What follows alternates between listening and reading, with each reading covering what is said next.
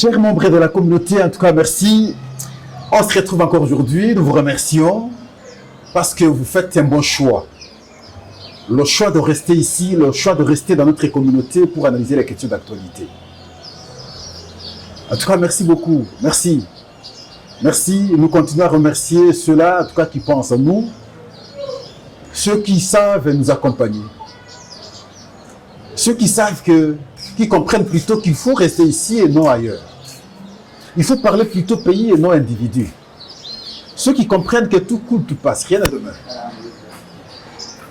Ceux qui mettent les intérêts du pays au premier plan, ils sont les bienvenus, ils méritent en tout cas nos remerciements. Et nous disons en tout cas aussi merci pour votre acceptation, merci pour votre intégration, merci parce que vous nous faites confiance. N'allez pas ailleurs, nous insistons toujours, nous devons être encore plus nombreux. Nombreux, ça veut dire qu'il faudrait qu'on ait au moins plus de 100 cas. Regardez là où il n'y a rien de spécial, les gens s'injurient. Et vous trouverez beaucoup d'abonnés, vous trouverez beaucoup de gens. De cette façon, on ne construit pas la communauté. De cette façon, on ne construit pas notre pays. On s'abrutit davantage. On ne s'instruit pas. Il faut des cadres d'instruction. Ici, nous pensons à l'instruction. Nous pensons à la construction en même temps de notre pays. Merci également à ceux qui, comme je l'ai dit, nous accompagnent. Parce que d'autres nous ont envoyé le matériel. Nous vous avons informé lors de l'émission passée. Il a estimé qu'il faudrait nous appuyer. Vous pouvez le faire autant aussi. Parce que nous voulons élargir l'espace. Nous voulons que ce que nous disons pour le pays, ce que nous faisons pour le pays, soit partagé par tout le monde. Et voilà, c'est de cette façon que nous pensons aujourd'hui fonctionner pour l'intérêt de notre pays. En tout cas, merci beaucoup. Merci, mais nous avons en même temps une information malheureuse à vous parvenir, parce que c'est un aîné qui nous a laissé, Lucien Ekofo, Jean-Lucien Ekofo. On l'appelait Lucien Ekofo ou Jean-Lucien Ekofo, l'ancien directeur général de la SONAS. Il a été trop connu. Regardez même le visage. Ça vous dit quelque chose. Il est resté longtemps à la SONAS. Mais il y a 2-3 ans, il a été nommé comme directeur général à la DGRAD. Mais frappé par la maladie, il y a quelques jours passés, il a été remplacé à la DGRAD. Et voilà, aujourd'hui, il nous a laissé. Tout coule. Tout passe, rien ne demeure. Bon repos éternel, les grands frères. Vous avez été un monsieur intègre. Vous n'avez pas choisi votre tribu pour vous agglutiner.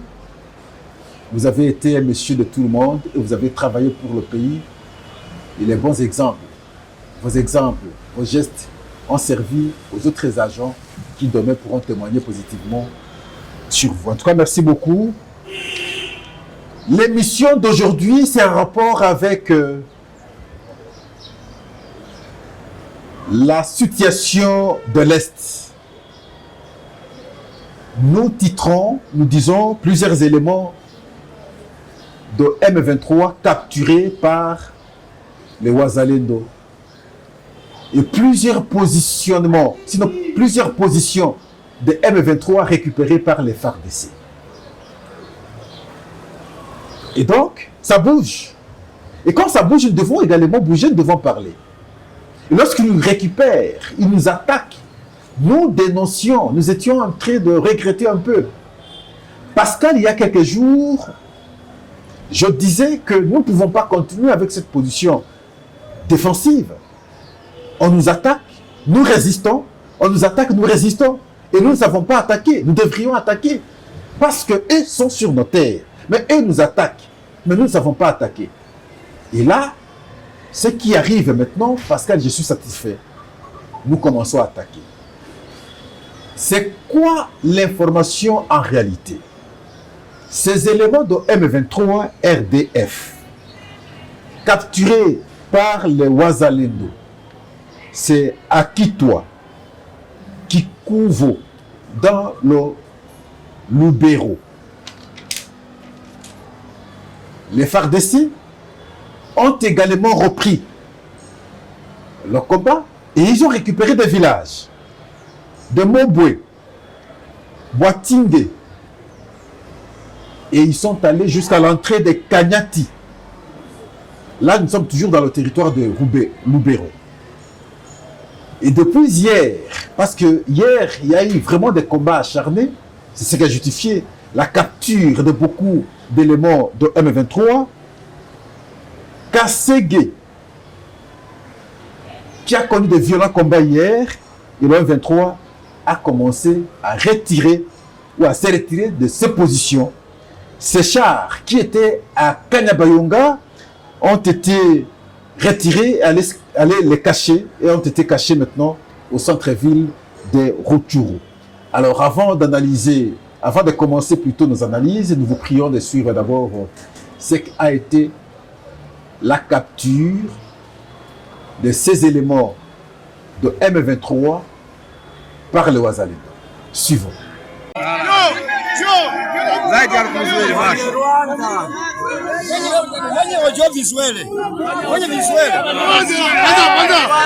Hawa ni Wanyarwanda wa mkambi walikuwa wanaiba Mangongo. Wanyarwanda ndio tukawakamata, Wazalendo wakawakamata, ndio hao wakawavaa manguo Wanyarwanda. Ce n'est pas que nous manquons l'armée, s'il vous plaît, ce n'est pas que nous manquons l'engagement. C'est question seulement d'un appui conséquent pour que finalement on se distingue sur le terrain. Ça a toujours été ainsi. De l'autre côté, c'est pratiquement la même chose. Lorsqu'il manque l'appui, ça veut dire cet élément qui, en tout cas, motive l'engagement. S'il n'est pas là, vous ne saurez pas faire le jeu sur le terrain. Et le M23, depuis tous ces temps, bénéficiait de ces appuis, bénéficiait de ces engagements. Et voilà pourquoi ils essayaient d'avancer sur le terrain. Alors maintenant que la République démocratique du Congo, à travers ses militaires, l'engagement est autrement. Et voilà, les militaires sur le terrain également commencent aussi à s'engager autrement. Au lieu de subir, de défendre, pour en tout cas justifier, non, ben voilà, parce qu'il y a eu cessez-le-feu, il y a eu ceci, et aujourd'hui, non seulement qu'ils résistent, mais en même temps, ils commencent à attaquer pour récupérer d'autres villages. Je dis c'est une très bonne chose. Ça n'allait pas résister ou rester longtemps ainsi. Il faudrait qu'on comprenne clairement. D'où provient la motivation, par exemple? La motivation est dans la réorganisation. Et vous vous rendrez compte que le M23, tout tenté pour avoir Goma, il a échoué. Mais Pascal dit toujours qu'ils ont réussi parce que jusqu'ici, ils occupent des villages et même des territoires. Mais l'objectif ultime pour eux était d'avoir un Goma, ils ont échoué. Nous, notre objectif ultime, c'est de récupérer tous les villages. Jusqu'ici, occupés par ce M23. Lorsque nous récupérons un village, deux villages, oui, nous devons nous réjouir. Mais ce n'est pas ça l'objectif ultime. Mais ça doit commencer quelque part. Et nous poussons les militaires à pouvoir aller jusqu'au bout. Qui ne s'arrête pas dans la stratégie militaire, tout en n'étant pas militaire, bien entendu. Ne me confondez pas. Il y a des moments où on peut être fort. Il y a des moments où on peut être faible. Lorsqu'on est fort, il faut chercher à gagner en même temps. Lorsqu'on est faible, on subit. Ça se justifie même lorsque les joueurs sont sur le terrain de foot. Ce n'est pas que parce que vous êtes une meilleure équipe, vous allez être fort du début jusqu'à la fin. Il y a des moments où on baisse la pression.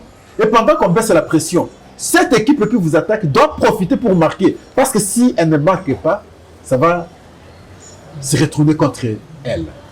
Et c'est ce qui se justifie même sur le plan des combats entre militaires.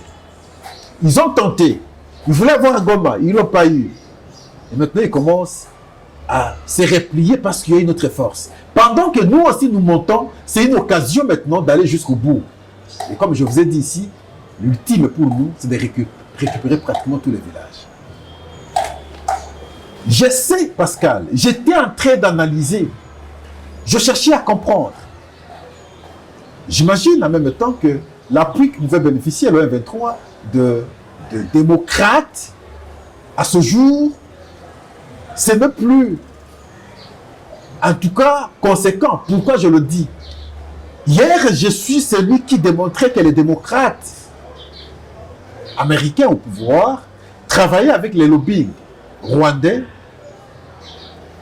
pour ce cas ici afin que le Rwanda marche sur le Congo. Alors maintenant que les démocrates ont perdu les élections, peut-être qu'ils pensaient qu'avant l'arrivée de républicains, nous pouvons résoudre la question. Ils se rendent compte que ça devient difficile. Mais ils peuvent probablement tourner le dos à ceux qui ont considéré qu'ils ont bénéficié maintenant les appuis. Je savais que le Rwanda, après le génocide, a su manipuler le monde entier, entre autres ici la France, entre autres ici les États-Unis. Surtout, les deux pays-là, le Rwanda a su les acculer, les responsabiliser sur ce qui s'est passé à 1994. Comme si ce sont eux qui étaient responsables. La France et les États-Unis, se reprochant de quelque chose, ont pu maintenant adopter le Rwanda, collaborer avec le Rwanda.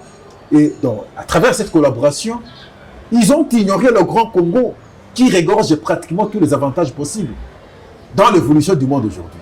Tout en ignorant la République démocratique du Congo, les autres pays, entre autres ici la Chine, est tombé dedans et a commencé maintenant à exploiter les minéraux stratégiques. Et je vous ai dit, les États-Unis vont se réveiller trop tard. C'est comme ça que le président américain est venu pour négocier avec la République démocratique du Congo. Le seul mot pour la RDC, c'est la sécurité et la paix. Est-ce que c'est du fait de ce projet des Américains qu'ils commencent maintenant à comprendre qu'il faut coopérer avec la RDC et non avec ces aventuriers-là? Est-ce que, du fait qu'ils ont compris que la République démocratique du Congo regorge pratiquement tous les minéraux, je vous parlais de cuivre, nous sommes le premier pays producteur en Afrique, de cobalt, nous sommes le premier pays producteur au monde, de coltan, nous sommes la première réserve au monde, et lithium, nous sommes la 7e réserve au monde. Est-ce que les Américains ne comprenaient pas ça depuis longtemps et c'est maintenant qu'ils comprennent? Et voilà pourquoi il ne faut pas lâcher un tel pays dans une compétition, dans une concurrence actuelle. Et de ce fait, il y a facilité, cette fois-là, de tourner le dos contre le Rwanda. Est-ce que ça peut être possible? Oui, mais si c'est possible, alors à ce moment-là, ce sera difficile pour le Rwanda. Le Rwanda, ce n'est pas que le Rwanda qui marchait sur la RDC. Le Rwanda bénéficiait de l'appui des grandes puissances et continue à bénéficier de l'appui des grandes puissances, entre autres ici la France et les États-Unis, sans compter d'autres pays. Ça, c'est une évidence. Ça, c'est la première hypothèse. Deuxième hypothèse, est-ce que du fait des échanges organisés à Luanda, toujours à Luanda, par les deux délégations du ministère des Affaires étrangères, se sont convenus? D'un côté, la République démocratique du Congo devrait maintenant désarmer les FDLR, que Pascal s'oppose, et j'ai toujours dit, ces gens n'existent plus. S'ils existent, ils sont plus offensifs. Ils sont plus inquiétants. Mais de l'autre côté, le Rwanda devrait maintenant récupérer ses militaires du sol congolais. Où sont ces militaires? C'est dans le corps de M23. Et c'est là l'acceptation tacite de l'agression congolaise. L'agression du Congo par le Rwanda. C'est cela la réalité. Pascal s'est opposé de cette logique. Je me suis dit, est-ce que la vraie raison de la présence des militaires rwandais sur le sol congolais était du fait de l'existence de FDLR? J'ai toujours dit non. Ça, c'est un faux prétexte. Le Rwanda a multiplié de dilatoires, de prétextes depuis tout ce temps, nous savons bien. Non. Ce qui se passe en RDC, je n'ai rien à voir. C'est un problème congolais. On a dit. Ce qui se passe en RDC, non. C'est les Congolais qui sont au Rwanda qui voudraient maintenant rentrer dans leur pays. Et ils parlaient de 100 000. Tout dit. Ce qui se passe en RDC, non. C'est parce que la gestion pose problème. Ce qui se passe en RDC, non. C'est parce que les FDLR menacent mon pouvoir. Mais ça ne peut pas se résumer maintenant et aujourd'hui seulement sur la question des FDLR. Est-ce que c'est de ces discussions que le M23 serait maintenant fragilisé. C'est fort possible aussi. Mais tout ce que nous pouvons dire aujourd'hui, dans plusieurs axes à l'instant, que ce soit à Massissi, que ce soit à Rutshuru, que ce soit à Lubero, des tentatives de M23 ne réussissent pas. Et les FARDC, non seulement qu'ils résistent, ils repoussent, ils récupèrent des villages. C'est comme ça que Pascal dit à nos voyants combattants, continuez, gagnez les pions maintenant, récupérez les grandes villes, récupérez les centres, les chefs-lieux des territoires, avancez, ne vous retirez pas. Pendant ce temps où ils affichent une certaine faiblesse, c'est l'occasion pour nous et pour vous, les militaires qui êtes au front, de pouvoir maintenant attaquer et continuer à récupérer les espaces. C'est cela la réalité en fait. Bravo aux Wazalendo qui ne baissent jamais les bras, engagés à la défense de la terre, engagés à la défense maintenant de notre pays. Et que ce soit un engagement de chacun. Et voilà pourquoi nous, l'espace où nous sommes forts à pouvoir défendre le pays, nous le faisons. Et c'est comme ça que vous ne nous verrez pas dans des danses. Oui, la danse c'est bien, c'est une expression culturelle. Mais nous ne sommes pas dans les inutiles. Nous ne serons jamais dans le prosaïque. Jamais, nous le disons pratiquement chaque jour. Nous ne serons jamais dans le terre-à-terre. Nous ne sommes pas là. Mais nous sommes dans des réflexions constructives pour l'intérêt de la nation. Pour ça, nous vous invitons, comme nous le disons pratiquement ces derniers temps. Vos appuis sont importants, sont attendus. Appui moral, appui matériel, appui spirituel. C'est ce qui va nous donner encore de la force, pour ne pas dire de l'orgueil, de pouvoir nous déterminer davantage, de nous y engager davantage, afin de défendre notre pays. Ici, il y a un problème de responsabilité. La République démocratique du Congo, nous devons le dire. Le Rwanda n'oserait même pas si nous étions sérieux. C'est vrai, il est parvenu, depuis une certaine époque, d'installer ces pions par-ci, par-là, que ce soit dans l'armée, que ce soit dans la gestion de l'État, que ce soit dans l'administration. Le Rwanda a réussi à injecter ces gens. Mais avec le temps, un travail qui a été fait, que je vous ai toujours informé, mais à ce jour, il y a une autre dynamique. Beaucoup de choses ont changé. Voilà pourquoi il faudrait maintenant conscientiser. Il faudrait maintenant moraliser. Lorsque vous avez une responsabilité d'État, s'il vous plaît, servez la nation. Vous allez passer. Ne vous regardez pas. Vous allez vite passer. Preuve. Regardez. Faites le recul du temps. Ceux qui étaient avec Mobutu aujourd'hui, on les chantait. Revisiter les anciennes chansons. On citait les noms des gens, des célèbres. Où sont-ils aujourd'hui? Même s'ils peuvent être en vie, mais où sont-ils? Est-ce qu'on les chante encore? Zéro. Zéro. En tout cas, non. Personne n'est encore chanté. Mouzé vient avec son équipe. Les gens, on a chanté des gens ici, des Mwende Kongolo, des Mawampanga, les Kakouji, les CCS. Où sont-ils aujourd'hui? Tous partis, disparus. Tout passe vite. Tout coule vite. Kabila fils est venu ici avec ces gens. Bon, voilà, les Bouchab, les Céci, les Emmanuel Chadari, les Aubin, Minakou, ainsi de suite. On savait réciter les noms. Où sont-ils aujourd'hui? Ils sont en vie, oui. Mais est-ce qu'on peut encore les chanter aujourd'hui? Non. Tout coule. Ceux qui sont au pouvoir aujourd'hui devraient maintenant avoir ce regard rétrospectif. Comprendre que demain nous allons couler. Ne soyez pas en tout cas corrompus par le miel que vous avez aujourd'hui. C'est trop éphémère et ça passe vite. Mais ce qui est très important, c'est la construction à long terme pour l'intérêt de chacun. On peut avoir une belle maison ici, mais devant vous, c'est sale. Devant vous, il n'y a pas la route, ça sert à quoi? On peut avoir une belle voiture, un bon véhicule, mais il n'y a pas de route. Ça sert à quoi? Mais si vous construisez la ville, regardez l'état de la ville aujourd'hui. Si les gouvernements passés avaient jeté les jalons, aujourd'hui on ne connaîtrait pas ce que nous connaissons aujourd'hui. Mais parce que par votre mauvaise foi, vous n'avez pas bien fait. Mais aujourd'hui, vous êtes encore en vie. Mais vous vivez la difficulté aujourd'hui avec les embouteillages, il n'y a pas de route. Vous payez le prix. Et alors que vous aviez le pouvoir hier de pouvoir bien faire, il se transforme en donneur de leçons aujourd'hui à l'Assemblée nationale comme au Sénat. Matata Pogno, donneur de leçons. L'assainissement posait problème la fois passée ici. Et vous savez, il avait des conflits avec l'ancien gouverneur, André Kimbuta. Parce que Matata avait confié cette gestion à sa femme. Et ça crée un problème. Et pourtant, c'était l'Union européenne qui avait pris l'initiative. Aujourd'hui, donneur des leçons à l'Assemblée nationale. Même lorsqu'on parle des avions, et ils pensent que les 3-4 avions qu'ils avaient achetés pendant 18 ans, s'il vous plaît, pendant 18 ans. Et c'était alors une action extraordinaire. Non, il fallait qu'on se regarde et qu'on ait honte. Le projet Mukanda Lonzo, où serait parti l'argent? Mais l'IGF est là, ne vous lâche pas. Vous avez été protégé par les actions politiques. Je ne veux pas citer, ils sont nombreux. Les anciens ministres nombreux sont à l'Assemblée nationale comme au Sénat. Des donneurs de leçons aujourd'hui. Mais vous avez géré le pays. Qu'est-ce que vous avez fait? Le prévalu a tel auquel, s'il vous plaît?